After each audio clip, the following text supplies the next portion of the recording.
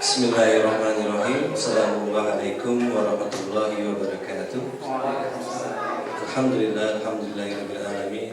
Assalatu wassalamu ala asrofil anbiya'i wal mursalin wa ala alihi wa ashabihi ajma'in. Amma ba'du. Puja dan puji syukur kita panjatkan kepada Allah Subhanahu wa taala yang telah memberikan kita nikmat iman serta Islam sehingga kita dapat kembali berkumpul di sini untuk mengikuti buka puasa bersama Ustadz Desrial Anwar dari Bern pada hari Ramadan yang ketiga, ya, yang ketiga. Jadi masuk fase rohmah ya Ustadz, fase rohmah dari 3 fase. Selamat datang kepada Bapak Dubes Puja.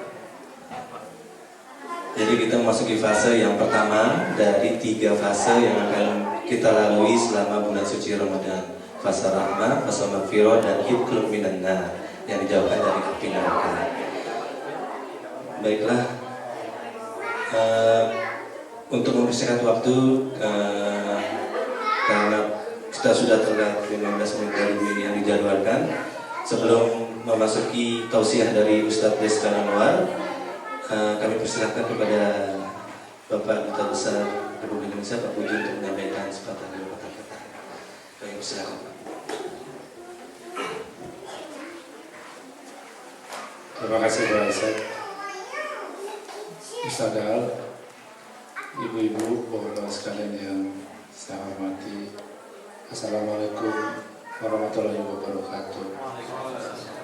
Pada kesempatan dan hari yang berbahagia ini, kiranya kita patut bersyukur bahwa kita dilimpahkan kesehatan dan juga keceriaan untuk bisa melaksanakan ibadah puasa dengan sebaik-baiknya dan setekun-tekunnya.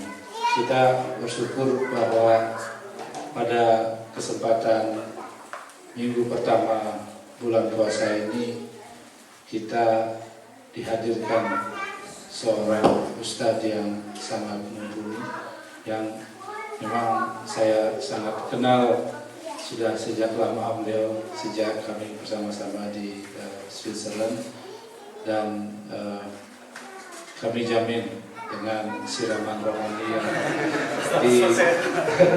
diberikan oleh Ustadz Al akan memberikan kecerahan jiwa kepada kita semua, dan kita tentunya patut bersyukur bahwa kita diberikan kesempatan untuk bersama-sama Ustadz Al pada kesempatan ini. Terima kasih Ustadz sudah jauh-jauh datang dari negara tetangga Switzerland untuk bersama-sama memberikan pencerahan dalam rangka bulan suci Ramadan ini.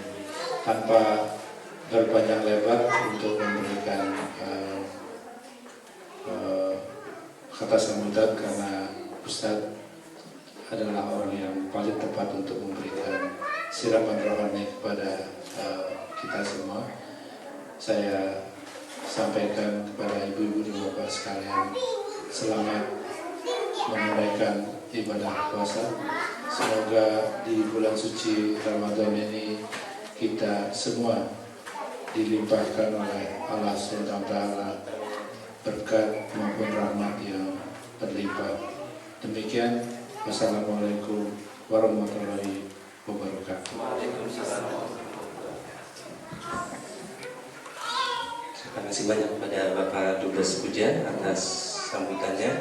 Baiklah, untuk mempersingkat waktu karena waktu yang sudah memasuki telat, tausiah pada hari ini bertemakan tentang keutamaan dan fikih Ramadan, berburu keridhaan Allah di bulan Ramadan.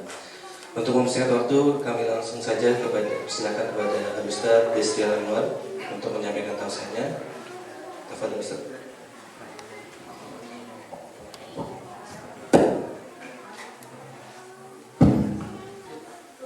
Bismillahirrahmanirrahim. Assalamualaikum warahmatullahi wabarakatuh.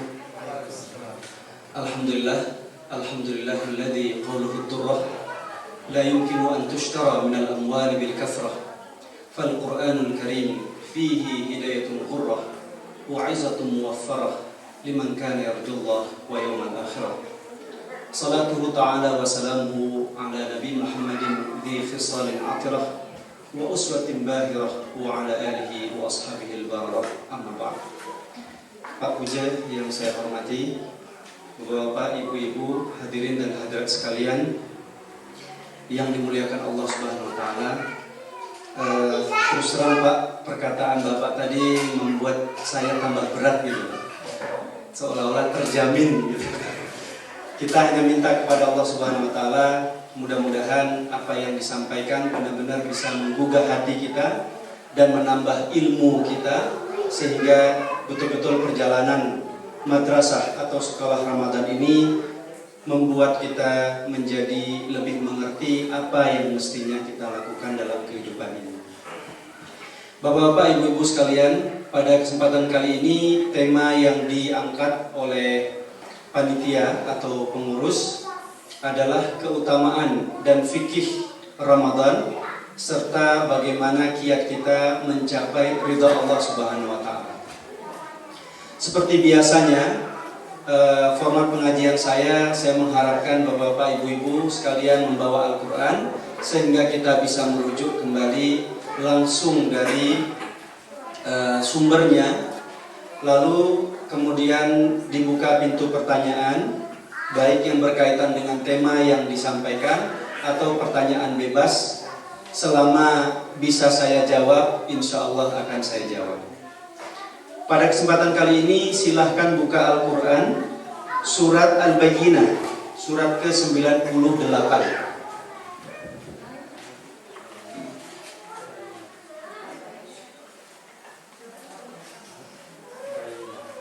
Al-Bayyinah, surat ke-98.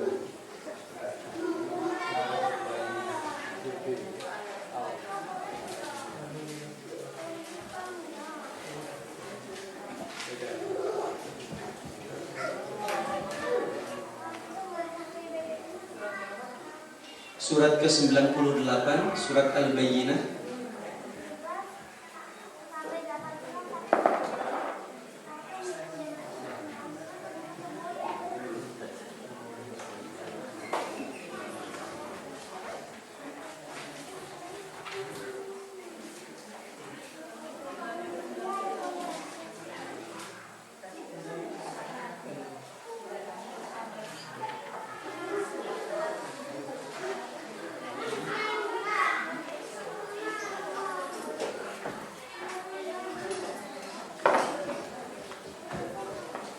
Sudah, Bapak Ibu sekalian? Ya. Kita mulai dengan ayat 5 sampai dengan ayat terakhir. Ayat 5 sampai dengan ayat 8. A'udzubillahi minasyaitonirrajim. Bismillahirrahmanirrahim. Wa ma umiru illa liya'budullaha mukhlishina lahud-din hunafa wa yuqimus shalah wa yutuz zakah wa dzalika dinul qayyimah. Innal ladzina kafaru min ahlil kitab wal musyrikin fi nari jahannam khalidina fiha ulaika hum syarrul bariyah. Innal ladzina amanu wa 'amilus shalihat ulaika hum khairul bariyah jazaohum 'inda rabbihim jannatu 'adnin tajri min tahtihal anhar khalidina fiha abada radhiyallahu anhum wa radu an. Dzalika liman khasyya rabbah. Dari keutamaan dan fikih Ramadan serta kiat mencari ridha Allah, semuanya sudah tertulis di surat Al-Bayyinah yang barusan kita baca dan barusan kita dengarkan. Allah Subhanahu wa taala berfirman di ayat 5 tadi, "Wa ma umiru illa liya'budullaha mukhlishina lahud-din hunafa wa yuqimus shalah wa yu'tuz zakah wa dzalika dinul qayyimah." Tidaklah manusia diperintahkan oleh Allah Subhanahu wa taala melainkan beribadah kepada Allah dengan ikhlas. Kalau boleh saya tanya, Arti ikhlas itu apa ya ibu-ibu, bapak-bapak? Arti ikhlas, tidaklah mereka diperintahkan oleh Allah kecuali beribadah dengan ikhlas. Imam Hasan Al-Basri pernah memberikan suatu definisi tentang ikhlas. Ikhlas itu adalah memberi kepada orang yang tidak pernah memberi kepadamu dan memaafkan orang yang selalu menyakitimu. Ini mungkin konteksnya kepada orang yang kalau sudah memberi jangan pernah meminta balasan. Ya, kita juga udah tahu arti ikhlas itu tulus, tanpa pamrih, tidak mengharapkan apa-apa. Tapi Imam Hasan Al-Basri memberikan definisi memberi kepada orang yang tidak pernah memberi kepadamu, memaafkan orang yang selalu menyakitimu. Kalau kita sedikit mendalami makna ini, kalau ada orang yang ulang tahun, kemudian kan kita kasih hadiah. Pas giliran kita ulang tahun, ya kita minta hadiah. Pemberian seperti ini belum termasuk kategori ikhlas. Ada orang yang datang ke rumah kita karena kita undang. Terus sebaliknya kita datang kepada orang yang mengundang. Silaturahim seperti ini belum termasuk kategori ikhlas. Kategori ikhlas adalah memberi kepada orang yang nggak pernah memberi. Neratir terus, nggak pernah ditraktir. Nah, ini kalau nggak menggerutu, ini ikhlas. Jadi sering-sering traktir ya Ustaz ya. Ini ikhlas. Memberi kepada orang yang tidak pernah memberi kepada kita, memaafkan orang yang senantiasa menyakiti hati kita. Kalau suatu saat kita berbuat salah kepada orang, kita minta maaf, pas dia berbuat salah juga kita maafkan, ini belum termasuk kategori ikhlas. Itu pun dalam sehari-hari, kalau udah berbuat salah, teman minta maaf, ikhlas gak? Ya, ikhlas. Itu aja, memaafkan orang yang pernah kita sakiti, belum termasuk kategori ikhlas. Tapi ikhlas itu benar-benar memberi maaf kepada orang yang senantiasa menyakiti kita. Mungkin bapak-bapak, ibu-ibu sekalian pernah mendengar cerita Rasulullah SAW. Saat beliau keluar rumah dilempar kotoran oleh seorang Yahudi yang sangat membenci beliau. Hari pertama dilempar, keluar hari kedua dilempar lagi, keluar hari ketiga dilempar lagi, keluar hari keempat, beliau udah siap-siap. Dilempar dari mana? Gitu ya. Ternyata nggak ada yang lempar. Sehingga beliau bertanya kepada sahabat, si fulan mana? Si fulan ini maksudnya seseorang ini, dia nggak bilang Yahudi, dia nggak bilang si A. Terus ditanya sama sahabat, kenapa ya Rasulullah? Ya, sahabat juga bingung kenapa dia bertanya tentang si fulan. Karena si fulan pertama bukan muslim, yang kedua sahabat-sahabat tahu kalau si fulan itu membenci Rasulullah SAW. Sahabat bertanya, kenapa ya Rasulullah kau bertanya tentang si fulan? Kalau seandainya Rasul bilang, saya nunggu dia ngelempar kotoran, reaksi sahabat apa? Oh, sahabat duluan yang samperin. Tapi Rasul nggak bilang demikian.